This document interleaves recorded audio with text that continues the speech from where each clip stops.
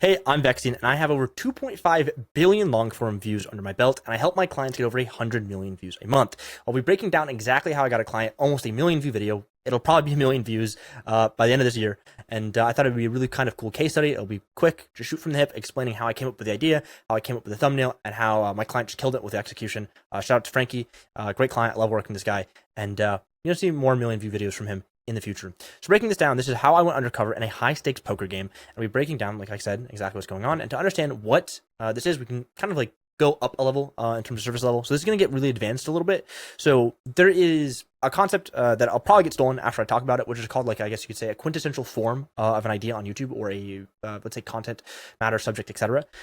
And poker is essentially, at its root, is a game. Same thing with sports. Sports are also considered, I would consider, games. So there's like this ideal form of content called games, and from that ideal form of games as content, you can derive most of the same ideas for them, right? So if it's a sport, whether it be like, you against yourself, whether it be like something like climbing or running, for example, it's you against yourself, whether it be a team sport like football, whether it be a competitive sport, which 1v1, v1, v1, in this case, like poker, I guess in this case also like climbing or running in that sense. And then if you want to go like to the other end of the spectrum, like games, like actual like games like video games, board games, anything where there's a competitive component to it, where it's player versus player, player versus self, that is inherently a game. There's also other like things that are games as well, that you could also kind of put in there, loose definition. But this is what we call an ideal form. And from these ideal forms, or the ideal form of games, there's many derivatives, and all these derivatives have the same interest factor, or the same reasons why people might be interested in those things, whether it be mastery, discovery, interest, something like that. So from there, once you understand like what your, I guess you could say, core form is, again, pretty high concept, you can figure out what derivative that is. In this case, it's poker for Frankie. I can then apply things that also work from other derivatives of the core form to his specific niche. In this case, his specific niche or derivative is poker. And from there, I can kind of show you exactly. So this was mainly focused on a one-to-one IRL game / competition, which is, in this case, it is kind of you versus yourself, rather you versus others. So I would kind of say that would be, in this case, it's climbing, from Magnus Matimbo. So Magnus Matimbo's best video is what happens when a pro climber signs up for a beginner course. In addition to that, he also has done the versus stuff. That's potentially a video for another time, but I love Magnus. I think Magnus has a lot of great ideas. They seem very organic. They seem like he really enjoys them. So the reason I bring this up is this is a great video. He's also done similar videos in the past. What happens when a pro climber attends a beginner course, etc. So it's like A, it's consistent winner, and B, this is functionally a competition against yourself. In that case, I would say it is a game, and you can say that's the ideal form. So I know that I can transfer it from this ideal form to another, and there's other ideal forms out there. There's probably a few. Maybe I'll do a video explaining what the actual like core forms of let's say niches are, or verticals are. So from there, this video did incredibly well. And then that's just one data point. You want to have a lot of data points.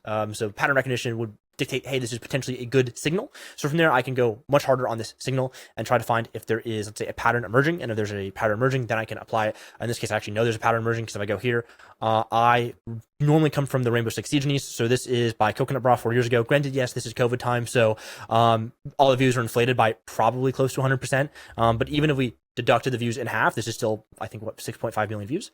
And in that case, if it is, or something like that, yeah, 6.5 million views. So if that's the case, that is still more than basically all of the other content on his channel. So I can then deduce like, hey, we have another data point here. Granted, it's a little bit older, so it's a little bit out of date, but you use that metric, it's pretty good. And then from there, I go here. I know Jinxie's been doing it to some great success. Then I use one of 10.com, where I found, hey, it's working consistently recently as well. Here, again, going undercover, I made this much from editing undercover for 1 week. Obviously, he's like a position of authority, right? Here, it works in Fortnite. It works in golf as well. Another game. This is player versus self, much kind of like climbing in a degree, also be player versus player. So from there, I was like, hey, I think we should do this. I think this makes the most amount of sense. Where it is, I went undercover in a high stakes poker game, and then when it came for this actually was not based on external data. But now, if you do look at it, something that's really interesting is every single person seems to be doing it, which is a little bit interesting, isn't it? Yeah. So this at the time wasn't backed by external data. I think I thought it was just good. I thought it was kind of a good representation of, hey, I'm going undercover. Don't tell anyone, right? Because Frankie's a pro, and you don't want to, be a pro at a, let's say, amateur game, which is what it is.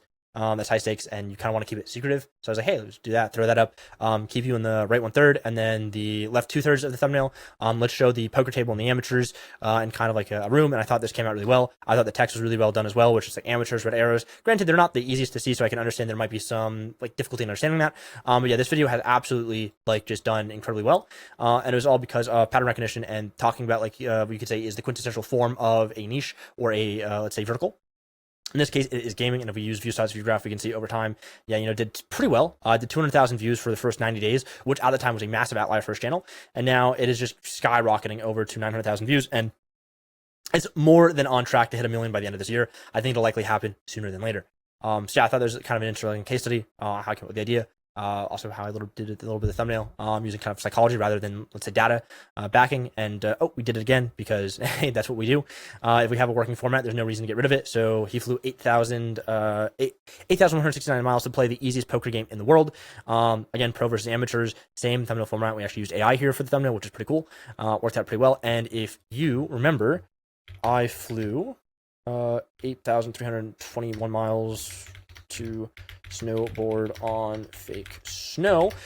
We lifted the title format from Liam Siemens with a 6.6 million view outlier. It's actually 2 years ago now, roughly. And yeah, it's a 2,000 view outlier for the 1 of 10 extension. And yeah, I was like, yeah, this makes a lot of sense. Obviously, I don't like round numbers too much. This is just a super compelling topic that was super interesting. But yeah, I then applied that same exact idea here for Frankie. And this is a little bit different. This is not necessarily like the same, but in terms of the idea, yeah, it's like the functionally the same video idea being derived from, like, let's say, a greater form or an absolute form, and then applying it to its derivative, and then there for the snowboarding, that's actually a little bit different. I'd say that's more of like a travel type thing.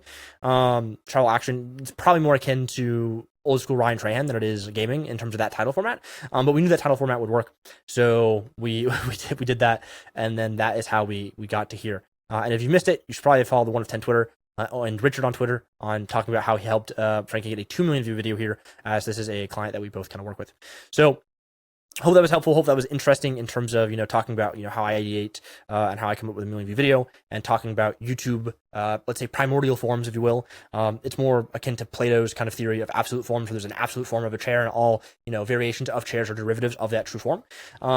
Which, like, in philosophy, he probably actually doesn't check out. But on YouTube, I think it actually does check out pretty well. But there are these, let's say, definitive forms of, let's say, a core concept or interest. And then from there are derivatives. So if we do, like, let's say, gaming or competition or whatever you want to call the absolute form of what it is, you have derivatives of poker. You likewise swimming, running, track, field, climbing. You also have games, Call of Duty, CSGO, Valorant, Overwatch, etc. Then from there you also have, like, chess, golf, basketball, etc. All those are competitions. F1 also probably counts in there. And then to an extent, you could probably make an argument for business. Also, to an extent, you could probably make an argument for content creation as well. You can even make, an extent, an argument for, like, YouTube education being a form of a derivative of the form of gaming, as you could gamify YouTube to an extent, and therefore now it by proxy becomes part of the form of gaming or competition or whatever it may be. So I thought it was kind of interesting how I came up with it, and how I applied a working format that I know from this existing form into it. And then from there, yeah, you want to look at adjacent niches and whatnot. But adjacent niches are all derivatives of, like, let's say, an absolute form of one thing. Yeah, I'll do a much more in-depth video with graphics and stuff about forms. Yeah, just showing how I came up with this video 8 months ago. Thought it was actually a really good video. And then in terms of execution, Frankie really killed on the storytelling. We did help him out with some storytelling beats, exactly what we wanted to see, where we wanted to see it, and then some editing as well in Frame.io. But most of the storytelling goes all to him, so definitely follow him and follow his journey, because it's really interesting. And yeah, let me know if you guys want more stuff like this. And hey, if you want to work with me, shoot me a DM on Twitter. I work with clients over 100,000 subscribers making at least $5,000 a month on YouTube, because my services are not cheap. And if you want to get the same tools that I use, 1of10.com is the only tool I use, essentially. I use 2 others, but 1of10.com is a tool that I mainly use to come up with ideas that get millions of views. So hope that was helpful, and talk to you guys in the next one.